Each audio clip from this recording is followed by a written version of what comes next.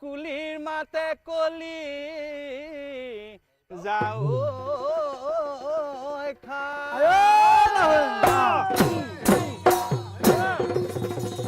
কিনো মোহনীৰে মহিলা মাজনী এ বুকুৱে দিশৰ কি যা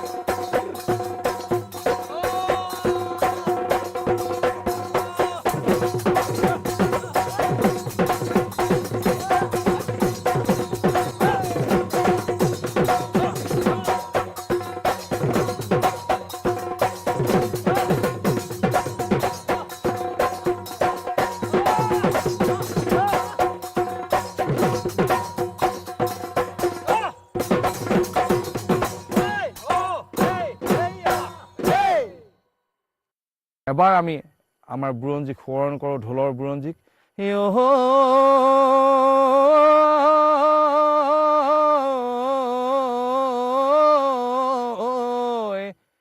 আদি সত্য যুগে বাদ্য ভৈল উত্তপন কৈলাশৰ মহাদেৱ ঢোলৰ জনম এইটো শিৱৰ সৃষ্টি বুলি কৈছে প্ৰত্যেকবিলাক চামৰাৰ বাদ্য আমাৰ সদাশিৱৰ সৃষ্টি বুলি কৈছে চাউলুং চুকাফা আদি ইন্দ্ৰবংশী দুই স্বৰ্গহন্তে নামি আহে সোণৰ ৰূপৰ জখলালৈ স্বৰ্গহন্তে নামি আহি চুকাফা স্বৰ্গদেৱ কৰিলা ৰাজত্ব যাৰ সম নাহি কেব সিকাৰণে অসম দেশৰ ৰাজা ভৈলা খ্যাত প্ৰথমতে আশী ভৈলা চুকাফা মহাৰাজ নানা বাদ্য বাজনা কৰে সভাৰ সাক্ষাৎ খোল মৃদং কৰতাল বাদ্য অসংখ্যাত সুদন ধুলিয়াই গৈ সভাৰ মাজত ঢোলৰ মালিতা গাই ৰজাৰ আগত ৰাজবুলনিৰ চেওমাই ৰজাক নমাই তাৰ পছে শুনা হবে কোনো কোনো যায় কৰিলেক তিনি হাতে সভাৰ সাক্ষাৎ নেগেৰা টুকাৰী আৰু ঢুলীয়া বতা খ্যাত সিদিনাৰ হন্তে ঢোল খ্যাত সৰ্বঠাই তেতিয়া পাই অসমত ঢোলৰ প্ৰচলন হৈছে আৰু এই অসমীয়া জাতি গঠন প্ৰক্ৰিয়া আৰম্ভ হোৱাৰ আগৰ পৰাই এই ঢোলৰ প্ৰচলন হৈ আহিছিল আৰু এই ঢোলটোৱে এতিয়া বৰ্তমান অসমত নহয়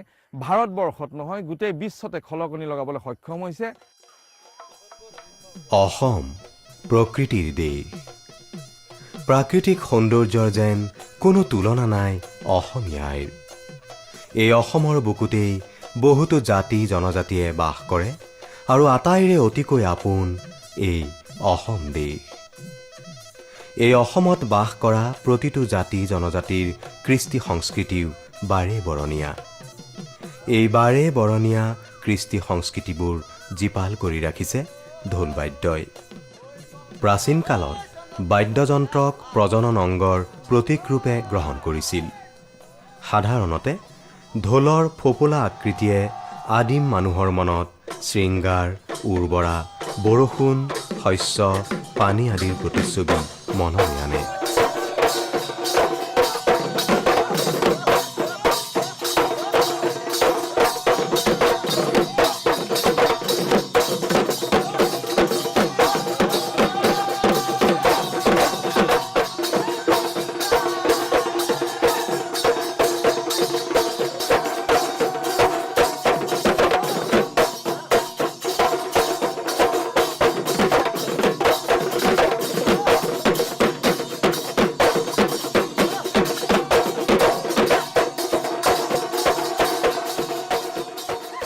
এফালে ঠেক আৰু আনফালে বহল ঢোলটোক মাৰিৰে বজোৱাটো প্ৰশান্ত মহাসাগৰীয় দ্বীপপুঞ্জ আৰু আমেৰিকাৰ আদিম লোকসকলে ধাৰণা কৰিছিল প্ৰজনন কাৰ্যৰ প্ৰতীক বুলি। আনহাতে অষ্ট্ৰিকসকলে ঢোলৰ মাৰি পুৰুষৰ গুপ্ত অংগৰ আৰু ঢোলক নাৰীৰ গুপ্ত অংগৰ প্ৰতীকৰূপে গণ্য কৰিছিল।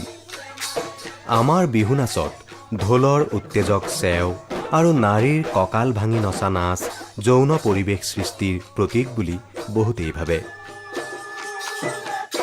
অসমৰ হাবিয়ে বননিয়ে বিহুবলীয়া ল'ৰা ছোৱালী, ডেকা গাভৰুৱে নিজকে যেন দেশখনৰ প্ৰকৃতিৰ লগত মিলাই দিছে।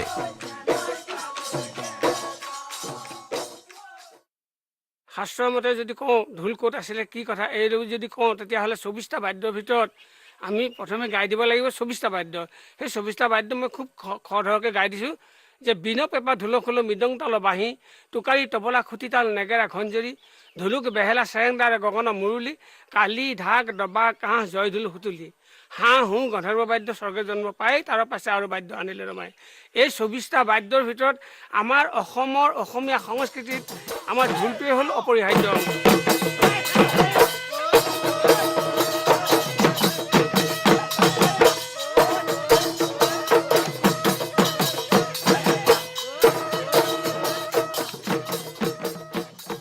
ঢোলটো বনাবলৈ যাওঁতে আমি বেছিকৈ বিচাৰিবলগীয়া হ'ল কঁঠাল কাঠ। কঁঠাল কাঠত বেছি মাত সুন্দৰ হয়।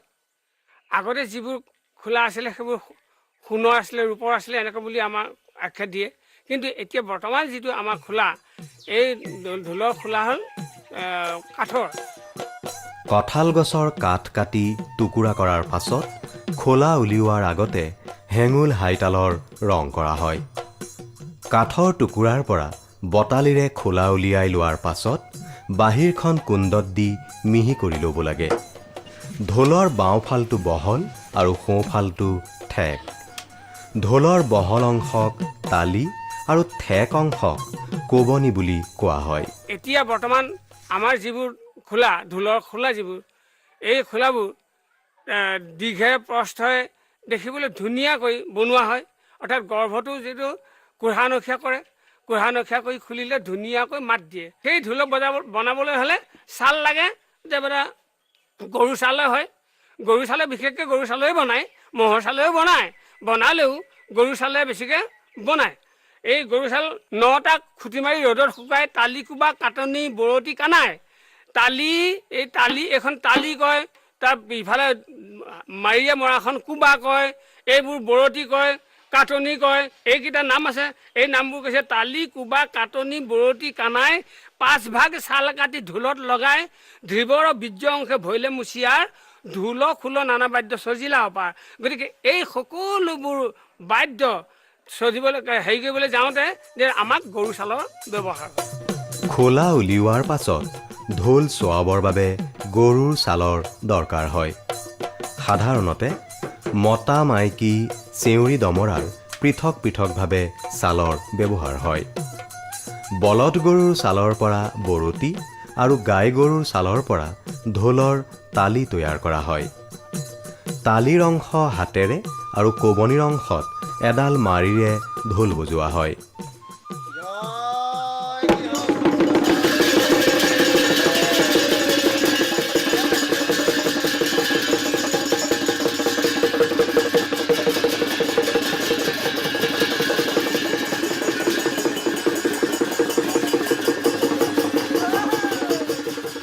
ঢোল বাদ্য অসমৰ অতি পুৰণি আৰু অসমৰ মাটিৰ মানুহৰ অতি আপোন বাদ্য। শাস্ত্ৰীয় সংগীত মাৰ্গত 4 প্ৰকাৰৰ বাদ্যযন্ত্ৰৰ উল্লেখ আছে। ঢোল তাৰ ভিতৰৰে আনদ্ধ যন্ত্ৰৰ অন্তৰ্গত। জন্তুৰ ছালেৰে ছাই লোৱা বাদ্যযন্ত্ৰবিলাককে আনদ্ধ যন্ত্ৰ বুলি কোৱা হয়।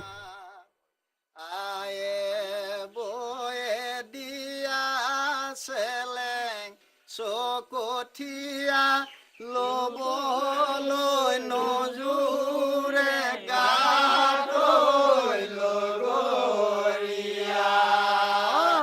এহুৰাই লৈ আহঁতৰ পাৰ আয়ে বয়ে দিয়া চেলেং চকঠীয়া। আমাৰ সমাজত প্ৰচলিত দবা, দামামা, গৌমুখ, কহালা, নাগাৰা, পটহ, ডংকা, ডিণ্ডিম, দুন্দুভি, জয়ঢাক আদি বিভিন্ন প্ৰকাৰৰ ঢোলৰ প্ৰচলন আছিল যদিও অসমীয়া সংস্কৃতিত ঢোল বুলিলে বৰ্তমানে জয়ঢোল, ঢেপাঢোল, বৰঢোল, ওজাৰ ঢোল আদি কেইপ্ৰকাৰমান ঢোলহে জনপ্ৰিয় হৈ পৰিল। এই কেইবিধৰ ভিতৰতো আকৌ ওজাৰ ঢোলৰ জনপ্ৰিয়তা অতি বেছি বুলি ক'ব পাৰি।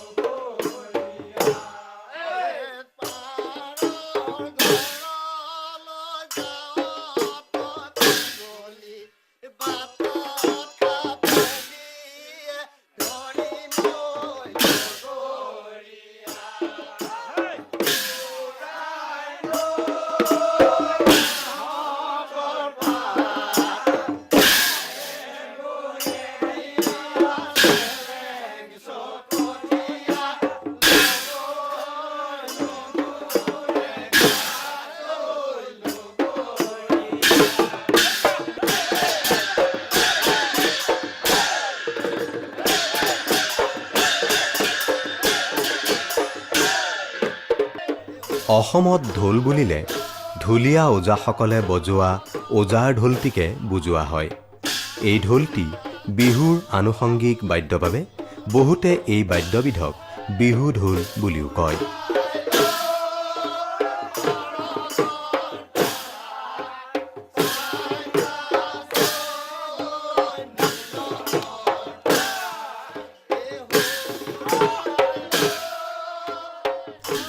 আমাৰ দেশত বিভিন্ন অঞ্চলৰ ঢোলৰ ব্যৱহাৰ থকাৰ দৰে পৃথিৱীৰ বিভিন্ন ঠাইত ঢোলৰ প্ৰয়োগ অতি প্ৰাচীন কালৰ পৰাই আছিল। কিন্তু ঢোল বাদ্যৰ অসমত কেতিয়াৰ পৰা প্ৰচলন হ'ল তাক সঠিককৈ কোৱা টান। বুৰঞ্জী পণ্ডিত অখিল পানীফুকনে ঢোল টাই মংগোলীয়সকলৰ অৱদান বুলি ঠাৱৰ কৰিছে। ঢোলৰ জন্মভূমি হৈছে ইয়ুংকং। পানীফুকনৰ মতে ইয়ুংকঙৰ অৰ্থ হ'ল ঢোলৰ দেশ।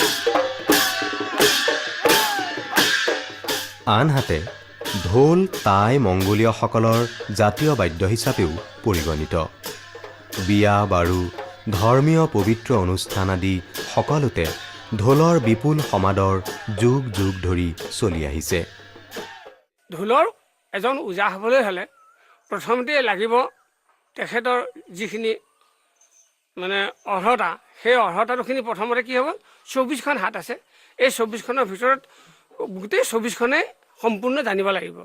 24খনৰ ভিতৰত এই হাতহে 24খন, আকৌ বাদ্যও 24খন আছে। ঠেকা খালে যিখিনি বাজে সেইখিনিকে বাদ্য কয়, আৰু হাত বস্তুটো বনাই লোৱা। ঠেকা খালে বজোৱা বাদ্যখিনি সেইখিনি 24টা বাদ্য, আৰু এনেই যিবোৰ বনাই লয় ঘিন সীতা, মাননি, দবনি, এইখিনি হ'ল বনাই লোৱা বস্তু। সেইখিনি হাতেৰে ক'ব, মানে মুখেৰে ক'ব, হাতেৰে বাই যাব সেইখিনি। কিন্তু এনেই অট'মেটিক যিখিনি আহি থাকে সেইখিনি হ'ল মানে বিন, পেঁপা, ঢোল, খোল, মৃদং, তাল, ভাই, এনেকৈ 24টা বাদ্য আছে। এই 24 বাদ্য আৰু 24খন হাত যিজনে জানে সেইজনকে ওজা বুলি ক'ব পাৰি। ওজা ঢোলৰ আদি বাদ্য হ'ল চলনা বাদ্য নামৰ এখন মংগলসূচক বাদ্য। বিয়া ঘৰত বা আন কোনো বিশেষ অনুষ্ঠানত ঢুলীয়াই ঢোল বজাবলৈ আৰম্ভ কৰাৰ আগতে চলনা বজোৱাৰ নিয়ম। ঢুলীয়া ওজাসকলে কেইবাযোৰা ঢুলীয়া আৰু তালিয়াৰে চলনা চাপৰ বায়। এই অনুষ্ঠানে ভাওনাৰ সৰু ধেমালি, বৰ ধেমালিলৈ মনত পেলাই দিয়ে।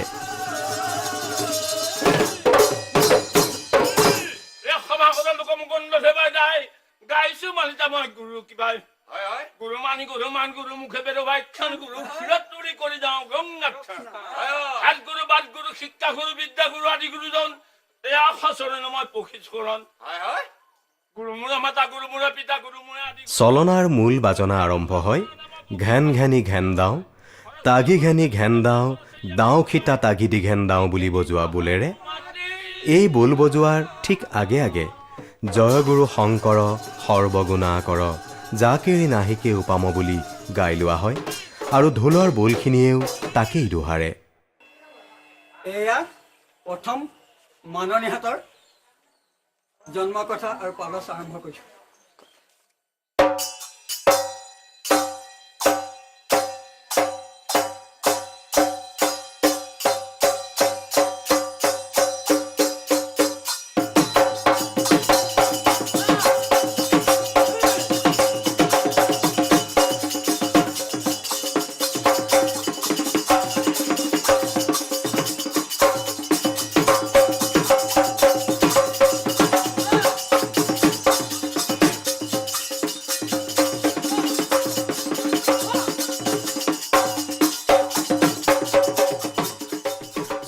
অৰা বা 24খন ঢুলীয়া হাত হৈছে মাননি, ঘিনখিতা, লুহুৰি বতাহ, তেলটুপি চৰাই, তেলেঙনা, মাহডলা, ঔবাগৰা, ঘেঁহুটনা, পাভচোচা, মেঘে গজা, কপাহ ধূনা, টংলতি কুটা, জপাগোঠা, গগনা, কুকুহা পক্ষী, ডাউক পক্ষী, ঢুলীয়া বতাহ, ৰূপহী বতাহ, থুনুকি বতাহ, তকৰ, গুৰ ঘুলুকা, পাঁচ নাগেৰা, বৰ নাগেৰা আৰু টোকাৰী। ইয়াৰ উপৰি আৰু বহুকেইখন হাত আছে, যেনে দম্বৰু, পিঠাখুন্দা, খঞ্জৰী, বীণাবাদ্য, ঢোলক, ঢাক ঢোল, ডুব, তেলেঙনা, বাদুলি ওলমা, ভেকুৰী তিতা, ৰেলগাড়ী চলা, নেউল বাগি, উদে খাটি, মিঠা তেলটুপি, ধুবহীলতা ইত্যাদি। ঘণ্টা খিত ঘণ্টা লেগুদু ঘণ্টা খিত ঘেন্দাও, ঘণ্টা খিত ঘণ্টা লেগুদু ঘণ্টা খিত ঘেন্দাও, ঘণ্টা নিতা কুরকুদা কুরকুদা খিতা নিতা কুরকুদা কুরকুদা, তাকো গুদু গান ঘনিতি ঘেন্দাও, মাননি নমাও, খিখিতি খিতাও, মাননি নমাও।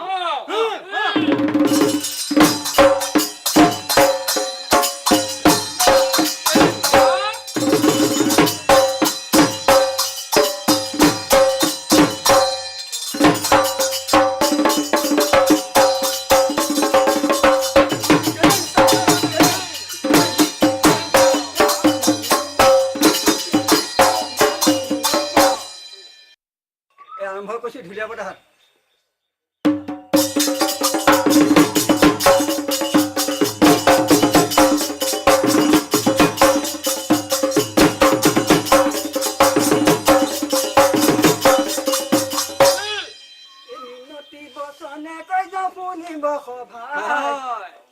এই ঢুলীয়া বতাহ হাত জন্ম গাই যামে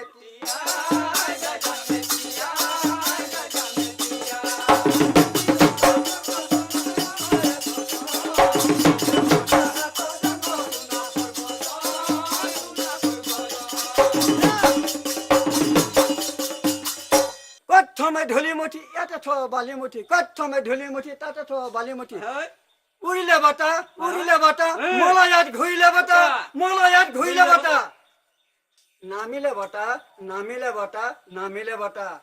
ধুলিয়া বতাহ বড় বতাহ চৰাই বড় কাণ বড় বতাহ চৰাই বড় কাণ দলনিতে ঘূৰি পকি তাতে কুটে ধান বড় বতাহ চৰাই বড় কাণ দলনিতে ঘূৰি পকি তাতে কুটে ধান উৰি গলে বতাহ পক্ষী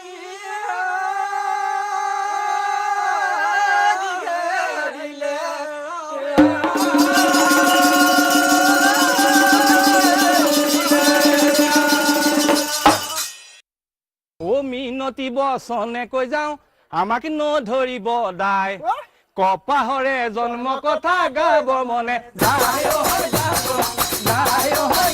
মনে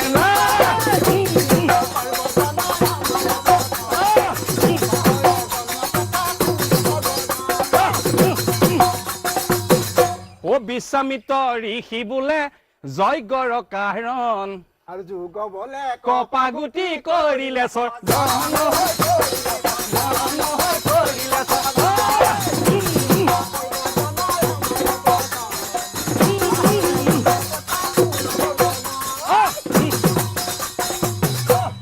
জন্ম হৈয়া গুটিটি মোৰ পৃথিৱীত পৰিলে পাৰ্বতীয়ে পাই গুটি যতনে ৰাখিলে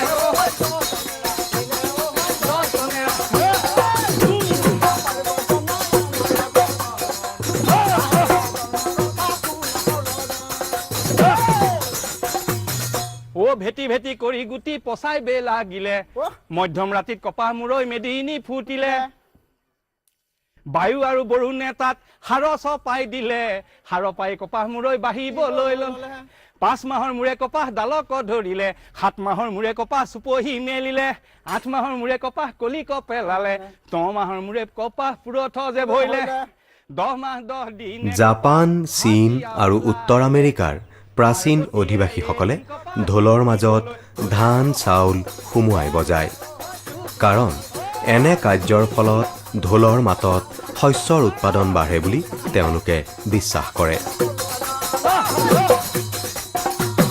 এতিয়া আমি লাহেকে কপাহ ধুনা হাতৰ পালচ বজাইছো শুনিব ওই কপাহ টুকু টুকু বাইদেউ কপাহ টুকু টুকু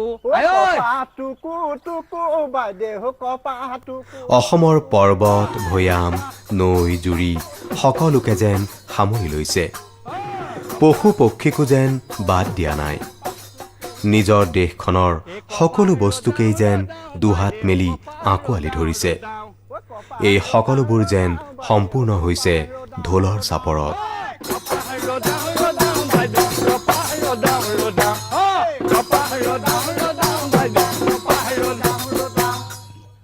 লাহেকে কপাহ ফালিছো ওই কপাহ ফালো ফালো বাইদেউ কপাহ ফালো ফালো কপাহ ফালো বাইদেউ কপাহ ফালো